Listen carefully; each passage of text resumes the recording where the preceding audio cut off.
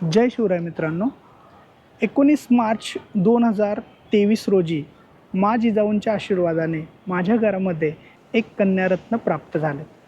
तिचे राजवर्धिनी असे नामकरण करण्यात आले. राजवर्धिनी अवघ्या 10 महिन्याची असताना आम्ही तिला छत्रपती शिवरायांच्या समाधीस्थळी रायगडावरती दर्शनासाठी घेऊन गेलो.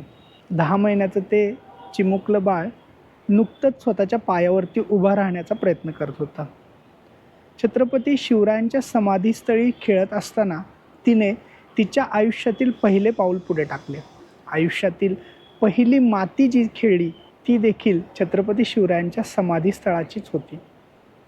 पुढे 1 वर्ष 10 महिन्याची राजवर्धिनी असताना आम्ही तिला सिंहगड किल्ला फिरायला घेऊन गेलो होतो. सिंहगड किल्ल्यावरती गेलो असता माझ्या कडेवरनं उतरून राजवर्धिनीने स्वतः पायी चालायला सुरुवात केली आणि बघता बघता सुभेदार नरवीर तानाजी मालुसरे यांच्या समाधीस्थळापर्यंतचा प्रवास पायी पूर्ण करून तिने गड किल्ल्यांच्या या मोहिमेमधला पहिला किल्ला सर केला. तिचा हा प्रयत्न पाहता आणि तिची गड किल्ल्यांबद्दलची आवड लक्षात घेता आम्ही तिला शिवनेरी किल्ला बघण्यासाठी घेऊन गेलो. शिवनेरी किल्ल्यावरती गेलो तेव्हा राजवर्धिनीचे वय अवघे 1 वर्ष आणि 11 महिने इतके होते. तिने शिवनेरी किल्ला देखील यशस्वीरित्या सर केला. तिला पुढील संधी उपलब्ध करून देण्यासाठी आम्ही पुन्हा एकदा रायगडावरती गेलो तेव्हा तिचे वय साधारण 1 वर्ष 11 महिने इतके असावे. 1 वर्ष 11 महिन्याच्या वयामध्ये राजवर्धिनीने बलाढ्य असा कठीण श्रेणीतला रायगड किल्ला देखील सर केला.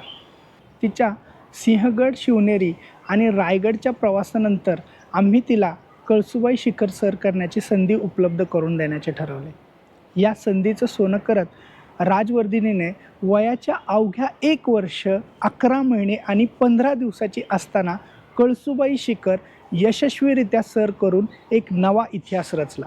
ती भारताची सर्वात कमी वयाची ट्रेकर म्हणून ओळखली जाऊ लागली. या वयात कळसुबाई शिखर सर करणारी ती भारतातील एकमेव आणि पहिली व्यक्ती ठरली. तिच्या या पराक्रमाची नोंद इंडिया बुक ऑफ रेकॉर्ड्समध्ये घेण्यात आली. किल्ले रायरेश्वरावरती रायरेश्वर मंदिराचा जीर्णोद्धार तब्बल 400 वर्षानंतर पार पडला. त्या जीर्णोद्धारानंतर कलश स्थापनेच्या वेळेस कलश पूजनाचा मान राजवर्धिनीला मिळाला. त्याचबरोबर 380वा शिवस्वराज्य शपथ विधी साजरा होत असताना त्या विधीमध्ये जो अभिषेक पार पडत होता त्या अभिषेकाचे यजमानपद राजवर्धिनीला मिळाले. ही गोष्ट आमच्यासाठी खूप जास्त मानाची आणि अभिमानाची ठरली. त्याच कार्यक्रमानंतर धारेश्वर महाराजांनी रायरेश्वरावरती राजवर्धिनीचे नामकरण जिजाऊ असे केले. या धडाडीच्या पराक्रमाची शृंखला चालू असतानाच ध्रुव प्रतिष्ठान भोर यांनी तिचा बालशौर्य पुरस्कार 2025 देऊन सन्मान केला. तिचे आजचे वय 2 वर्ष आणि 11 महिने इतके आहे. 2 वर्ष आणि 11 महिन्याच्या अल्पवयामध्ये तिने आत्तापर्यंत 1 नाही, 2 नाही, 5 नाही, 10 नाही, 20 नाही, 30 नाही तर तब्बल 45 गड किल्ल्यांची सफर पूर्ण केली आहे. तिने तब्बल 45 गड किल्ल्यांवरती भगवा फडकवत छत्रपती शिवरायांना मानवंदना दिली आहे. भविष्यात तिच्या याच आवडीचा विचार करत आम्ही तिला वेळोवेळी संधी उपलब्ध करून देण्याचा प्रयत्न करू.